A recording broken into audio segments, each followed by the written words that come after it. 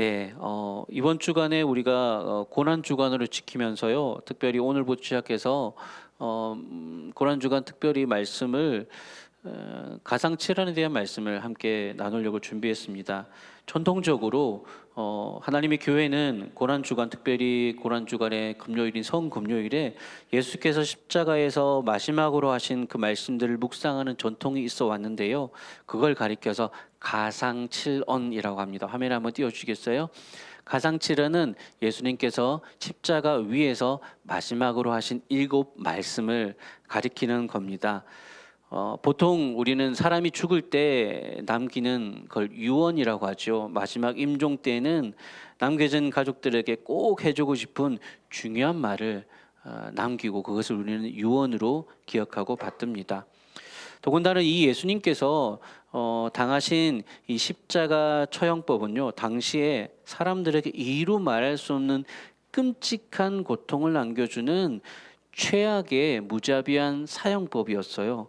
그래서 그냥 죽는 것도 아니고 정말 끔찍한 고통 속에서 그렇게 죽음을 맞이하는 그 순간 예수님께서 그 고통의 한가운데서 마지막으로 남은 힘을 다 짜내서 남기신 말씀이라는 의미에서 사실 이 가상칠환의 말씀은 그 무엇보다도 우리들에게 깊은 울림들을 주는 말씀입니다. 그래서 오늘부터 시작해서 마지막 정사 예배까지 7번의 시간 동안 이 가상칠언의 말씀을 가지고 예수님의 십자가 고난과 죽으심이 우리에게 주는 메시지들을 우리가 함께 나눠보고자 합니다. 오늘은 그 첫 번째 시간이고요. 먼저 제가 말씀을 나누기 전에 먼저 여러분께 좀 오해하지 말 것을 말씀드리자면, 예수님께서 하신 7말씀이라고 해서 이 가상칠언이 그냥 예수님께서 처음부터 끝까지 순서대로 7번 말씀하셨다라고 하는 게 아니라요, 사복음서에 다 흩어져 있어요. 어떤 복음서에는 한두 말씀만 나오고 또 이 복음서에는 다른 말씀 나오고 그걸 다 합해서 7말씀이 되거든요. 그 중에서 마태복음하고 마가복음에서는 예수님께서 십자가에 달리셨을 때 남기신 말씀이 한 가지만 나옵니다. 그 한 가지가 뭐냐면 오늘 나누게 되는 이 엘리 엘리 라마 사박다니라는 말씀입니다. 그만큼 마태와 마가는 이 말씀이 예수님께서 남기신, 만약에 예수님께서 마지막으로 그 십자가 위에서 남기신 말씀이 이것이 가장 중요하지 않았을까라는 생각으로 이 말씀을 기록한 것 같아요. 아니면 이 말씀은요, 예수님께서 마지막 최후의 힘을 짜내서 부르짖듯이, 오늘 본문에 보시면 크게 소리 질러 비명같이 부르짖었던 말씀이어서 다른 말씀보다 그곳의 현장에 있던 사람들에게 가장 깊이 각인된 말씀이기 때문에 이 말씀을 마태와 마가는 예수님께서 십자가에서 하신 유일한 말씀으로 기록했을 가능성이 높습니다. 그래서 저는 오늘 이 엘리 엘리 라마 사박다니 이 말씀을 여러분과 함께 묵상해 보려고 해요. 우리가 사복음서의 예수님의 순환 기사들을 다 종합해 보면 시간적으로 우리 예수님은 오전 9시에 십자가에 못 박히셔서 오후 3시에 운명하신 것으로 나옵니다. 즉 십자가 고난의 시간들은 전체적으로 한 6시간 정도 예수님이 십자가에 달리셨던 걸로 보여져요. 그리고 오늘 본문은 그 중에서 제6시부터 9시까지 사건이라고 말하고 있는데, 이게 그 당시 시간 계산법인데 오늘날에는 거기서 6시간을 더하면 돼요. 그러니까 오늘 나오는 시간으로는 정오 12시에서부터 오후 3시 사이, 그러니까 예수님께서 9시에 십자가에 달리시고 3시에 운명하셨으니까 그 후반부 가장 고통이 극심했던 그 운명 직전의 순간, 그 순간을 이제 담은 시간이다라고 말씀드릴 수 있습니다. 가장 육체적으로 고통이 극한에 다다른 시점에서 비명처럼 크게 내질렀던 말씀이 바로 오늘 나오는 엘리 엘리 라마 사박단입니다. 사실 이 말씀이 이 십자가 상에서 예수님께서 이렇게 부르짖으실 그 당시 현장에서는요, 사람들이 이 말이 무슨 뜻인지 아무도 이해를 못했어요. 엘리 엘리라고 하니까 어떤 사람들은 엘리야를 부른다. 이 사람이 죽을 때가 돼서 엘리야에게, 구약의 위대한 선지자였던 엘리야, 그 죽지 않고 병거 타고 하늘에 올라갔다는 그 엘리야를 부르면서 엘리야에게 도와달라고 그렇게 구원의 비명을 지르는 것이다라고 그렇게 생각하기도 했고요. 또 다른 사람들은 너무 고통스러워서 비명을 지르는 것 같으니까 마취 효과가 있는 신포도주를 해용에 적셔가지고 예수님께 드리려고도 했습니다. 그런데 나중되어서야지 예수님의 제자들은 그때 하신 말씀이, 그때 이 부르짖음이 무슨 의미인지를 기억해내고 그때 왜 이렇게 말씀하셨는지를 이해하게 되었던 것이죠. 그래서 마태는 그 예수님이 엘리 엘리 라마 사박다니라고 부르짖었던 그 부르짖음이 무슨 뜻인지를 이제 나중되어서야 해석해서 오늘 본문에 추가로 언급을 하고 있는 것입니다. 예수님은요, 이 당시 엘리 엘리 라마 사박다니 뜻이 히브리어와 아람어가 섞여 있는 단어인데, 엘리 엘리는 나의 하나님 나의 하나님이라는 뜻이고요, 라마 사박다니는 어찌하여 나를 버리셨나이까 라는 뜻입니다.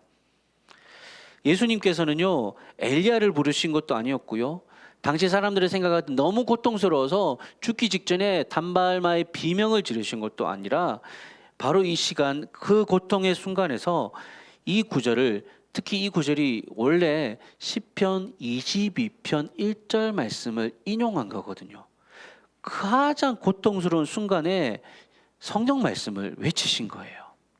여러분, 예수님께서 공생에 시작할 때도 사탄에게 시험 받으실 때도 무엇으로 이기셨어요? 말씀을 가지고 극복하셨듯이 오늘 이 고통의 극심한 이 십자가 위에서도 하나님의 말씀을 인용하셔서 부르짖으십니다. 왜냐하면 시편 22편은요, 버림받은 자의 고통을 노래하는 탄식시이기 때문입니다. 화면에 한번 띄워주시겠습니까? 시편 22편 1절 말씀이에요. 같이 한번 읽어보겠습니다. 시작. 내 하나님이여, 어찌 나를 버리셨나이까? 어찌 나를 멀리하여 돕지 아니하시오며 내 신음소리를 듣지 아니하시나이까? 지금 이 시편 22편의 시인은요, 아마도 다윗이라고 알려져 있는데, 이 시인은 하나님께 외면당하고 사람들에게 조롱을 받으면서 정말로 절박한 상황에 놓여 있었습니다. 철저하게 버림받은 외로운 존재로서 자신의 상황을 탄식하듯 부르짖듯 그렇게 노래한 것이 바로 이 시편 21편 1절입니다. 그런데 예수님께서도 정말 십자가 고통의 그 한가운데서 이 시편의 고백을 인용하시면서 버림받은 자신의 고통을 정말로 분명하게 드러내시려고 일부러 이 말씀을 외치신 거였어요. 왜 하필 예수님께서, 다른 여러 구약의 구절들이 있으셨을 텐데 왜 하필 이렇게 버림받으심을 강조하는 이 구절을, 왜 나를 버리셨나요 했던 이 다윗의 부르짖음을 그 십자가 위에서 똑같이 외치셨을까요? 어떤 학자들은요, 예수님의 이 버림받음에 대한 이 처절한 호소를 주님께서 우리 죄를 대신 담당하심으로 우리가 받아야 될 죄의 저주를 받아서 하나님으로부터 분리되는 고통을 표현한 말씀이라고 그렇게 해석합니다. 창세전부터 단 한순간도 하나님과 분리되어 본 적이 없으신 분이세요. 우리는 아담의 원죄로 인해서 우리가 태어날 때부터 죄를 품고 태어나 하나님으로부터 분리된 그런 존재로 태어나서 한 번도 분리를 제대로 경험해 봤다고 말할 수 없어요. 그런데 예수님께서는 성부 하나님과 성자 예수님은 삼위일체신 분이시잖아요. 창세전부터 늘 함께 하셨던 분이고 한 번도 분리되시거나 구별되시거나 떨어뜨려지신 적이 없으신 분이신데, 이 십자가 위에서 우리의 죄를 대신 담당하시고 이제 신성으로서의 하나님이 아니라 인간의 모습을 입으시, 우리 인성을 대표하시는 성자 예수님으로서 하나님으로부터 버림과 단절을 경험하였다라고 하는 것이죠. 인류의 모든 죄를 다 뒤집어 쓰시고 하나님과의 그 친밀했던 영원한 교제가 끊어지는, 그 버림받는 그 끔찍한 고통을 겪으셨기에 이 십자가 위에서 나의 하나님 나의 하나님 어찌하여 나를 버리셨나이까, 그 고통을 부르짖어 말씀하셨다라고 그렇게 해석하는 학자들이 많습니다. 그런데 물론 그 말도 그 의미도 이 본문 안에 포함되어 있는데요. 저는 조금 더 넓게 살펴보고자 합니다. 마태복음에서 마태가 이 구절을 기록하면서 의미를 두고자 했던 그 마태복음 안에서의 이 구절의 의미들을 중심으로 좀 더 깊이 들어가 보려고 해요. 저는 이 예수님의 이 외침이야말로 그분께서 버림을 받으심을 통해서 역설적으로 우리가 버림받지 않게 되었음을 나타내주는 말씀이다라고 그렇게 얘기 드리고 싶습니다. 예수님께서 버림받으셨기에 우리가 버림받지 않게 되었다. 십자가 위에서 예수님께서 하나님께 버림받고 처절하게 왜 날 버리셨나요? 라고 부르짖는 그 모습을 통해서 반대로 이제는 우리가 그 은혜 덕분에 절대로 버림받지 않게 되었음을 예수님의 이 극적인 말씀이 그것을 우리에게 더 돋보이게 가르쳐 준다는 것입니다. 십자가야말로 바로 이런 역설의 자리거든요. 구약 성경에서 이사야는 메시아가 받을 고난에 대해서 이렇게 묘사를 했습니다. 이사야서 53장 5절 말씀인데요. 제가 읽어드릴게요. 그가 찔림은 우리의 허물 때문이요 그가 상함은 우리의 죄악 때문이라. 그가 징계를 받음으로 우리는 평화를 누리고 그가 채찍에 맞음으로 우리는 나음을 받았도다 라고 했습니다.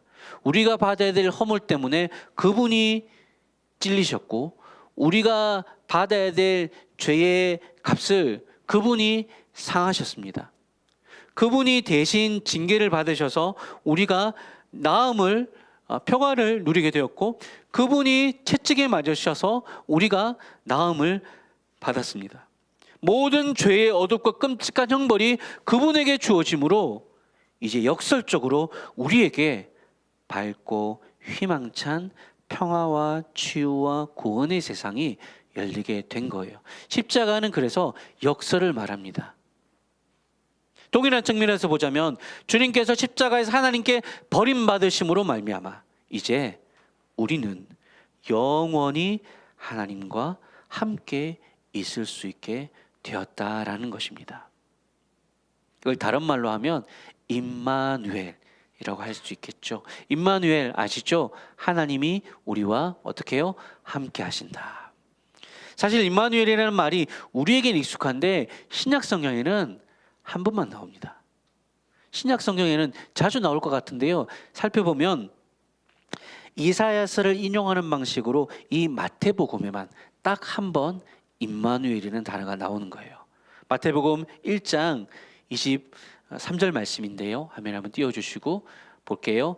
이 모든 일이 된 것은 주께서 선지자로 하신 말씀을 이루려 하심이니 이르시되 보라 처녀가 잉태하여 아들을 낳을 것이요 그의 이름을 임마누엘이라 하리라 하셨으니 이를 번역한즉 하나님이 우리와 함께 계시다 함이라. 아멘.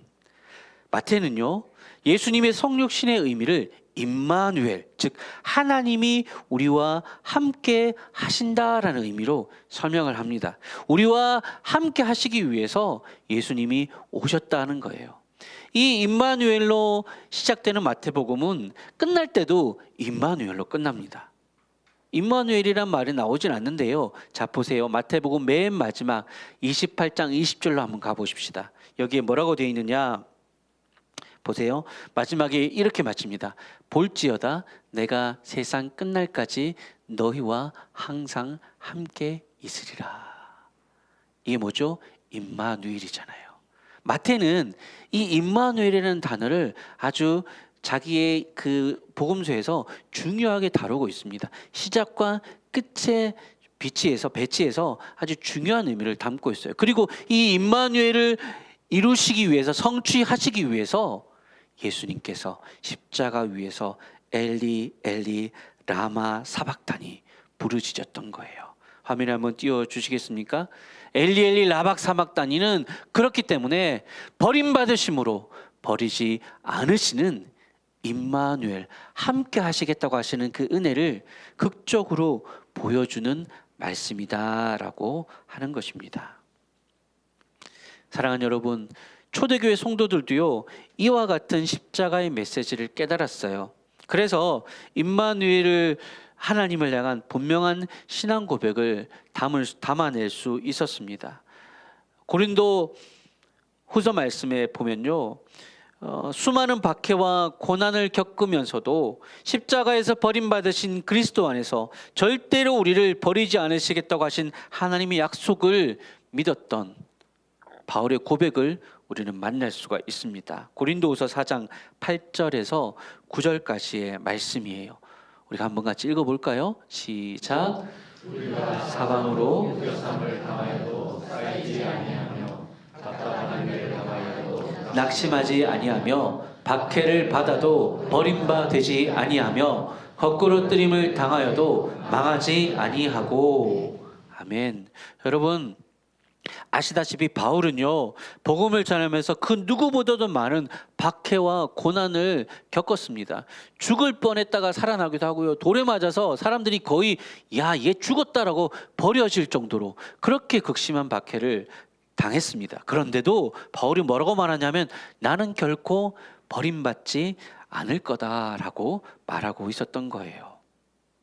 극심한 박해와 고난에도 불구하고 예수 그리스도 안에서 결코 자신을 버리지 않으시는 하나님을 향한 확고한 믿음을 바울은 가지고 있었던 거예요. 그래서 낙심하지 않겠다고, 무너지고 무너지더라도 다시 오뚜기처럼 또다시 일어나고 또다시 나는 복음을 위해 달려나갈 거라고 그렇게 얘기하고 있었던 것입니다. 사랑하는 여러분, 바울이 발견한 이 임마누엘의 약속이 오늘 우리에게도 동일하게 주어진 줄로 믿으시기 바랍니다. 지금도 우리를 사랑하셔서 우리를 버리지 않으시려고 하나님의 아들이 버림받으신 그 십자가를 믿고 의지하며 바라보는 모든 이들에게 하나님은 지금도 임마누엘, 그래 내가 너를 버리지 않고 너와 영원히 함께 하겠다라는 약속을 주시는 것입니다. 이 놀라운 사랑 앞에, 이 놀라운 은혜 앞에 날마다 감사와 감격으로 반응하시며 나가시는 우리 모든 성도들 다 되시기를 주님의 이름으로 간절히 축복합니다. 아멘. 여러분, 오늘날 우리가 살아가는 이 세상에는요, 이 버림받는 것에 대한 공포와 트라우마를 가지고 살아가는 이들이 참 많습니다.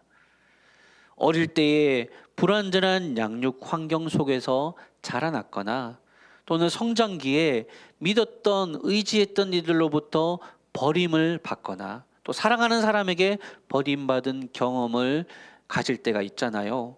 근데 그런 경험들이요, 겉으로는 몰라요. 그런데 보이지 않게 우리의 내면에 큰 상처로 자리 잡아서 모든 관계에 부정적인 영향을 미칠 때가 있습니다. 여러분은 살아가면서 내가 버려졌다, 내가 버려졌다라고 그렇게 여겨질 만한 그런 경험들을 하신 적이 있습니까? 어떤 사람은요, 이런 경험들을 가지고 있으면요, 버림받을까 봐 두려워서 아예 관계를 단절하고 스스로 고립하려는 사람도 있고요, 스스로를 버려지기 전에 내가 남들을 버리겠다는 식으로 스스로를 고립해버리는 사람들이 있고, 이게 한쪽 극단이에요. 또 반대편 극단은 버림받지 않기 위해서 극단적으로 타인에게 맹목적인 의존과 순종을 하게 되는 그런 관계가 만들어질 때도 있어요. 이런 쪽으로 극단적으로 치우치게 되면 요즘 우리가 현대사회 문제들로 얘기되고 있는 데이트 폭력, 그리고 가스라이팅 같은 것들, 그런 것들이 이에 해당하는 거죠. 버림받지 않기 위해서 그렇게 마음 학대하고 마구 대하는데도 혹시라도 저 사람이라도 나를 그래도 이렇게 대해주니까 내가 이렇게 있는 거지, 아니 저 사람이라도 나를 버리면 나는 더 이상 아무것도 할 수 없어, 그런 마음들 때문에 그렇게 당하면서도 고통받으면서도 그렇게 되는 것입니다.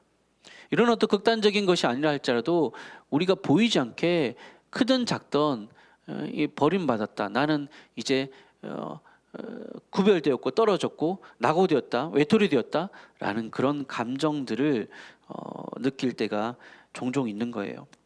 저도 제가 나중되어서야지 깨닫는 것이 하나 있는데, 아버지가 돌아가시고 어머니가 재혼을 하셨었거든요. 그때는 엄마가 재혼한다고 했을 때 그래 엄마 뭐 당연히 해야지, 혼자 못 사시지. 전 또 가족이랑 떨어져서 부산에서 학교를 다니고 있었고 어머니가 혼자 포항에 계셨을 때라서 당연히 그렇게 해야지라고, 그래 엄마 재혼하셔야죠라고 이렇게 했는데, 그게 보이지 않게 제 안에 이제는 나는 이제 가족이 없네, 보이지 않게. 그때는 몰랐어요. 그때는 나도 몰랐는데 시간이 지나고 나서 보니까 그때 제 안에 뭔가 나는 버려진 것 같은 그런 느낌을, 그런 감정을 제 속에 마치 그 싹이 심겨지듯이 그게 상처처럼 자리 잡았던 것 같아요. 나중 되어서야지 제가 하나님과 또 신앙생활을 깊이 경험해 가면서 그 안에 있던 그게 나에게 알게 모르게 상처가 되겠구나, 그런 생각들을 하게 되었어요. 그 안에서, 그 과정 안에서 하나님 앞에 계속 기도하면서 그 상처들을 드러내고 울면서 또 회복하게 해주신 하나님 경험했던 그런 시간들이 있거든요. 모든 사람들이 저마다 이렇게 크든 작든 버림받음에 대한 어떤 경험들을 가질 수 있습니다. 심지어 예수님을 믿는 사람들에도 신앙생활을 하면서도 저처럼 그런 어떤 보이지 않게 그 마음속에 어떤 버림받음에 대한 어떤 두려움을 안고 살아가는 사람들이 있을 수 있어요. 속으로 하나님이 나를 버리지 않으실까? 내 모습이 못나 보이고 내 죄가 한심해 보일 때 이런 내 모습 하나님도 한심히 여기셔서 나를 버리지는 않으실까? 나를 외면하지는 않으실까? 그런 마음을 가지고 살 때가 있다는 거죠. 근데 여러분, 그렇게 불안한 생각이 드신다면 십자가에서 주님이 비명처럼 소리 지르신 엘리 엘리 라마 사박다니를 기억하시기 바랍니다. 우리가 버림받을 만한 모든 죄를 예수님이 대신 지시고 하나님께 버림을 받으셨습니다. 그래서 이제 우리가 그 십자가를 의지하는 순간 모든 버림받을 두려움으로부터 해방되었다는 사실을 믿으시기 바랍니다. 하나님은 결단코 무슨 일이 있어도 절대로 우리를 버리지 않으십니다. 그 일들을 우리에게 보여주시기 위해서, 그 일들을 내가 이렇게까지 너를 버리지 않을 것다라고 말씀해 주시기 위해서 십자가에서 예수님께서 버림을 받으심의 비명을 지르셨던 겁니다. 사랑하는 여러분, 기억하십시오. 십자가를 바라볼 때마다 그 십자가에서 고통으로 엘리 엘리 라마 사박다니 하고 하나님 앞에 울부짖으셨던 예수님 덕분에 더 이상 우리는 절대로 버림받지 않을 겁니다. 예수님께서, 하나님께서 세상 끝날까지 우리와 임마누엘로 함께 하실 것입니다. 아멘.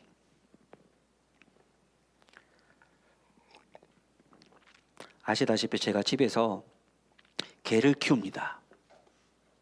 저기 뒤에 있습니다. 은여울 교회, 제가 교견이라고 부르는데요. 이름도 여울입니다. 김여울이라고.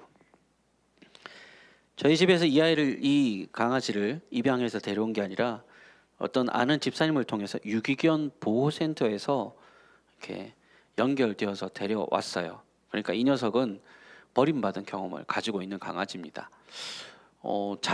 자세하게 모르는데 뭔가 이렇게 병이 있어서 버려진 것 같다는 거 얘기도 들은 것 같아요. 무슨 문제인지 모르겠는데 어쨌든 이 주인이 얘 더 이상 못 키우겠다라고 그냥 길거리에 버렸어요. 그래서 사람들이 찾아가지고 유기견 보호센터에 맡긴 강아지였어요. 그래서 그런지 몰라도 처음에 데려왔을 때는 분리 불안이 심해서 얘를 혼자 놔두고 외출을 할 수가 없었어요. 너무 이제 짖어대고 울어대니까 방문을 팍팍 끌고 현관문을 팍팍 끌고 서럽게 혼자 두지 말라고, 마치 얘가 이 주인이 혹시 또 나를 버리고 가버리려나 막 그렇게 걱정돼서 우는 것 같아서 짖는 것 같아서 좀 마음이 애가 쓰이는 때가 있었어요. 또 어디 갔다가 집에 들어가면 그렇게 좋아하면서 강아지가 반겨줍니다. 주인이 나를 버리지 않고 다시 돌아왔네. 아 좋다 좋다 막 이렇게 하는 것 같았어요. 이게 그 강아지도 이 녀석도 그 속에 버려짐에 대한 상처가 있었던 거 보여요. 그런데 지금은 어떻냐 여러분? 지금은 어떠실 것 같아요?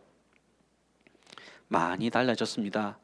집에 혼자 두고 나갈 때도 간식 몇 개 던져주면 주인 어서 다녀와 하고 기분 좋게 보내줍니다. 특히 집에 사람이 있으면요 나가도 아는 척도 잘 안 해요. 요즘은 가? 그래? 옛날에는 어디 나갔다가 돌아오면 주인이 다시 나를 맞아주네, 주인이 다시 나를 찾아오네 막 좋아가지고 막 이렇게 하더니 요즘은 팔 한 짝을 딱 소파에 걸치고 왔어? 하고 쳐다볼 때가 한 번씩 있습니다. 뭐 물론 이제 이렇게 반겨줄 때도 있어요. 좋다고. 그런데 어떤 때는 이제 왔어? 그래. 주인 어서 빨리 간식이나 줘. 이런 눈빛으로 쳐다볼 때가 있습니다. 이 녀석이 이제 이렇게 신뢰가 쌓인 거예요. 이 주인이 이 가족이 나를 이제 버리지 않겠구나라는 신뢰가 생긴 거예요. 확신이 생긴 거예요. 그러니까 집에 혼자 있든지 나를 내 눈에 주인이나 가족들이 안 보여도 이렇게 괜찮은 거죠. 그렇게 바뀐 겁니다. 사랑하는 여러분,